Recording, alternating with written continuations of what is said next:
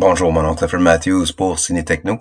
Et voici ma critique du jeu, un des jeux de stratégie temps réel et plus approfondi de tous les temps, qui est Ages of Empires 2, la version définitive sur la PS5. Alors, sorti le 6 mai dernier. C'est un jeu non seulement qui est un jeu de stratégie approfondi, mais c'est avec des campagnes historiques aussi qui se présentent pour la première fois sur la PS5. Alors, mais c'est un jeu qui était disponible depuis des années, c'est pas des décennies, sur la version PC. Alors, j'étais un peu curieux de voir comment un jeu de PC de cette envergure va se traduire sur une console performante comme la PlayStation, et surtout avec la complexité des contrôles et ainsi de suite.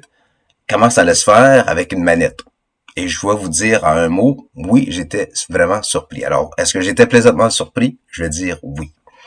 Alors, le lancement de la plateforme et tout ça, c'est que Age of Empires 2, la version définitive sur la PS5, marque le tout début, comme j'ai mentionné, un jeu de stratégie du genre sur la PS5. Le jeu en soi, Ages of Empires 2, a sorti en 1999. Alors, ça fait déjà 26 ans qu'elle est sortie. Et c'est sûr qu'il y a eu de nombreuses extensions et des ajouts à ce jeu, mais dans ce cas-ci, pour la version de PS5, tous les ajouts sont inclus dans ce format. Alors que c'est fantastique parce qu'il y a plusieurs différentes campagnes, il y a différents scénarios, ainsi de suite, qu'on peut se lancer dedans dès le départ. Heureusement qu'en jouant le jeu, on a un tutoriel pour justement nous expliquer le déroulement avec la gameplay, mais pas juste avec le gameplay, mais avec les contrôles, des affaires de genre, puis avec des raccourcis, comment choisir ou sélectionner tous nos villageois, ou bien nos forces militaires, ainsi de suite, nos commandes, des affaires de genre. Alors, une chance, il y a un tutoriel.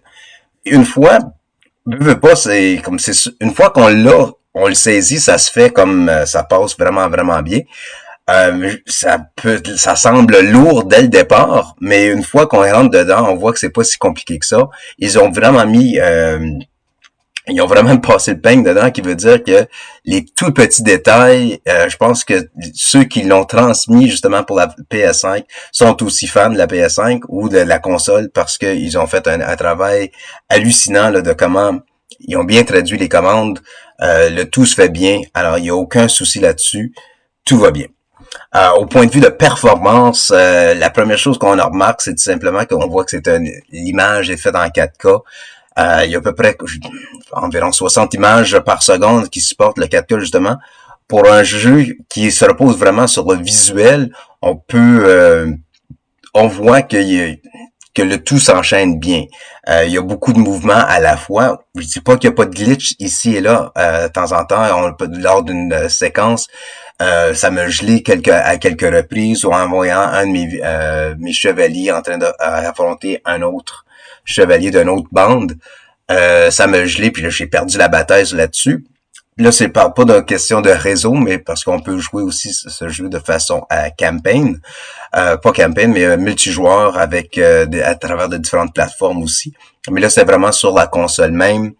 Ça me l'a gelé à quelques reprises. Par contre, grâce à la puissance de la PS5, le tout en général, la fluidité du tout passe vraiment, vraiment bien. On peut même, comme on dit, zoomer sur sur les villages pour regarder en détail, là, comme l'architecture des affaires de genre. On peut pas y aller vraiment en détail de voir les détails d'un chevalier ou des affaires de genre, mais pour l'architecture, on peut aller assez près, mais loin aussi. Là, ça c'est pas, on n'a pas une loupe. On peut vraiment voir, mais on peut zoomer, on peut rentrer faire en arrière-plan ou en avant-plan là-dessus. La gameplay reste aussi simple.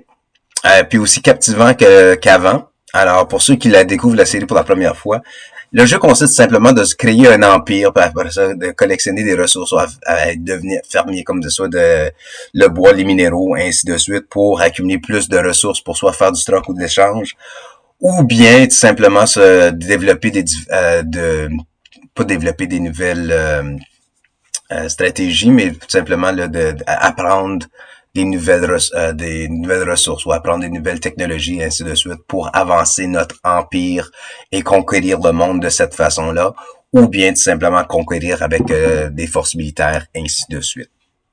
Alors, un des grands défis d'Age of Empires, c'est de trouver un équilibre entre tous ces éléments, puis après ça avoir un focus simplement sur puis trouver le point de vulnérable des autres. Les contrôles, comme j'ai mentionné, j'ai été vraiment surpris sur les contrôles en soi. Parce que les joueurs de console savent que tous les jeux du genre, ça peut être difficile à manipuler avec une manette. Mais lorsqu'on est habitué avec une navigation avec une souris puis un clavier, la version de PS5, elle brille. Pour la simple raison qu'il y a des raccourcis. Par exemple, juste en appuyant le X ou le triangle, on peut soit sélectionner tout, on a le haut en bas, le haut va vers nos villageois, le bas vers notre town center, notre hôtel de ville. À gauche, c'est tout simplement notre militaire, ainsi de suite. Euh, alors, tout est bien pensé, le tout est bien. Il y a une fluidité encore, non seulement dans le visuel, mais aussi dans le contrôle du tout. Alors, tout a été pensé à la pointe fine, si tu veux. Comme j'ai mentionné, on peut aussi faire un zoom de fluidité. Alors, ce que j'ai appris, parce que le plan ou la carte en soi, elle peut être immense. Et des fois, quand on a, je sais pas, une vingtaine, trentaine de villageois qui vont recueillir des ressources et autres, c'est bien d'avoir l'option de faire un zoom puis d'en sélectionner quelques-uns et pas toute la bande. Ou même chose quand on veut choisir certains éléments de notre militaire pour faire une attaque contre un château ou un autre édifice du genre. C'est bien d'en choisir quelques-uns et pas tout. Alors, on a cette option-là aussi avec le zoom. Le contenu, je veux dire que le contenu du jeu en soi, c'est vraiment sa force. Parce qu'il comprend toutes les extensions possibles du jeu, qui signifie comme une tonne de contenu à explorer. Alors, c'est pas juste 1 heure, 2 heures de jeu. On peut y passer des centaines d'heures, si pas plus, juste en trouvant des différentes stratégies contre l'ordinateur en soi. Là, ça étant dit, ça veut dire qu'on peut avoir comme juste l'ordinateur en soi, mais aussi le contenu là, des campagnes historiques. Alors, on a des faits historiques auxquels on peut revivre certains moments de l'histoire, les changer si possible, ou même revivre certains éléments de l'histoire, justement, puis voir si on peut être aussi connaître autant de succès que l'histoire nous a déjà présenté. Il y a le côté multijoueur, comme j'ai mentionné, c'est que le mode multijoueur est aussi robuste que d'autres d'autres jeux de cette même plateforme. C'est que là maintenant on peut jouer contre des joueurs non seulement de la Xbox, mais PC aussi. Alors c'est vraiment multiplateforme. Alors pour ça, ça veut dire qu'il y a toujours, jusqu'à présent, là, il y a toujours quelqu'un de disponible pour s'affronter. On peut affronter un à un ou en affronter plusieurs à la fois. Alors il y a une très grande communauté là, qui sont fans de Age of Empires comme je suis. Alors on peut continuer de trouver des différents défis et voir si on est à la hauteur ou si notre empire est à la hauteur là, de d'autres. Comme j'ai mentionné, il y a quelques bugs ici et là, surtout sur Internet aussi. Il y a un problème de réseau à quelques reprises. Il y a quelques fois qu'on est en train c'est de développer une technologie de quelque sorte, des ressources, puis là tout d'un coup l'écran gèle ou que l'écran là tout simplement là est en mode à penser, par exemple, auquel le icône fait juste arrêter sur place. Alors, faut juste être patient. Des fois, ça peut nous nuire. Des fois, faut recommencer le jeu au complet. Pas au complet, mais juste recommencer cette scène-là. Mais en soi, ça m'est arrivé à quelques fois, mais pas souvent. Alors, c'est pas vraiment quelque chose auquel que je lève un drapeau rouge là-dessus. Au point de vue prix, ben moi j'étais vraiment choyé de ce coup-ci, je l'ai essayé. Mais de ce que j'ai pu voir sur les réseaux, c'était que c'était un prix assez abordable. Alors pour les fans du jeu qui n'ont pas qui n'ont pas la version PC ou n'ont pas rehaussé leur version à la version PC, cette version définitive, elle vaut vraiment le coup. Pour ceux et celles qui ne l'ont pas encore fait et qui sont fans de Age of Empires, je vous suggère à 100%. Si ça fait au-dessus de 26 ans que vous l'avez pas joué, vous allez retomber dedans, pareil comme si c'était hier.